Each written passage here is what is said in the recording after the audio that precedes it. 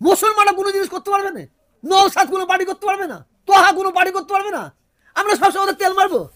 কংগ্রেসের গুলামতি করেছি, সিপিএম এর করেছি, তৃণমূলে করছি, মানে আমরা নিজেরা একটা দল করতে পারবো না।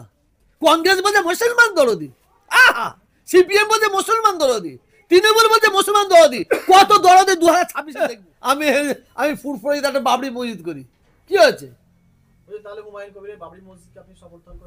না, বাবরি মসজিদটা যদি রাজনীতির কারণে তৈরি করা হয় আমি সমর্থন নাই।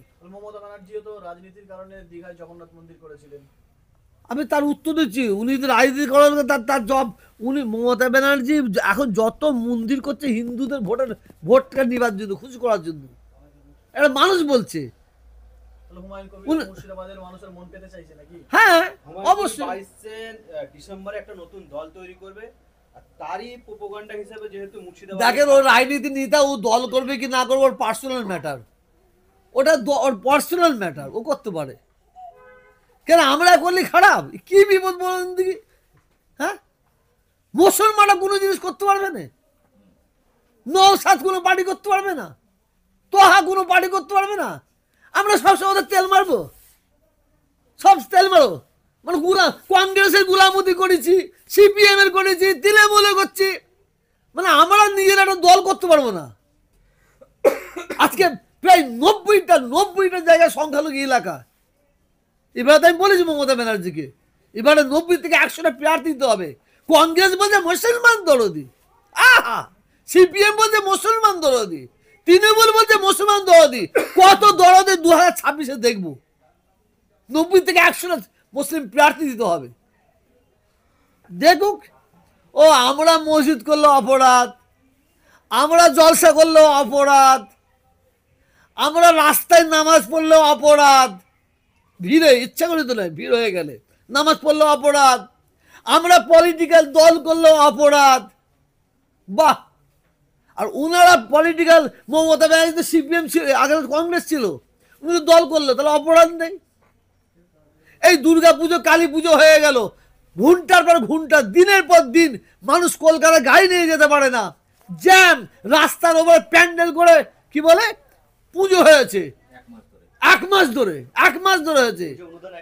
সেইটা অপরাধ নয়, সেইটা অপরাধ নয়। প্রত্যেকটা ক্লাবকে টাকা দিয়েছে 1,10,000 টাকা পুজো করার জন্য। আর আমাদের যদি ঈদ কমিটিকে যদি 10 টাকা দেয় সেটা অপরাধ? হ্যাঁ, পুরোহিতদের টাকা দিচ্ছে, ওটা অপরাধ নাই। আর ইমাম মুয়াজ্জিনের টাকা দিচ্ছে, অপরাধ? তাও ওটা তো সরকারের বাবার নাই, মুসলমানের বাবার সম্পদ থেকে দিচ্ছে, অকাল সম্পদ দিচ্ছে, অপরাধ?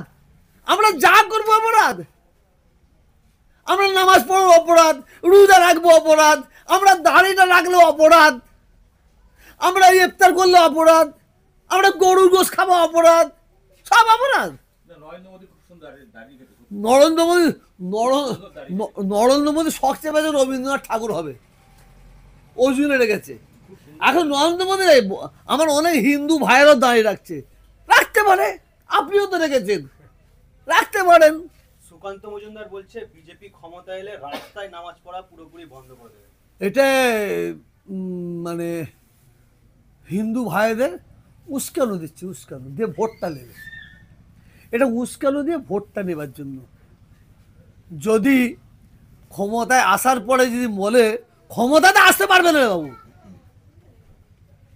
ক্ষমতাতে আসতে পারবে স্বপ্ন দেখতে বলেন এখন। আর যদিও ক্ষমতায় আসে, এসে রাস্তায় কি বলে নামাজ পড়া বন্ধ করে দেবে, আর আমরা কি হাতে চুরি পড়ে বসে আছে নাকি? এই কথা বলা হয়তো পাপ হচ্ছে, আমরা হিজড়ের বাচ্চা নাকি?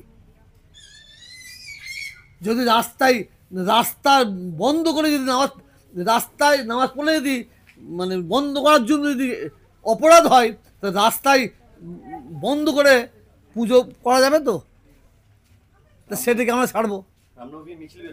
হ্যাঁ, রাস্তা বন্ধ করে না, ওটা অপরাধ নয়, ওইটা অপরাধ নেই, ওইটা অপরাধ নেই।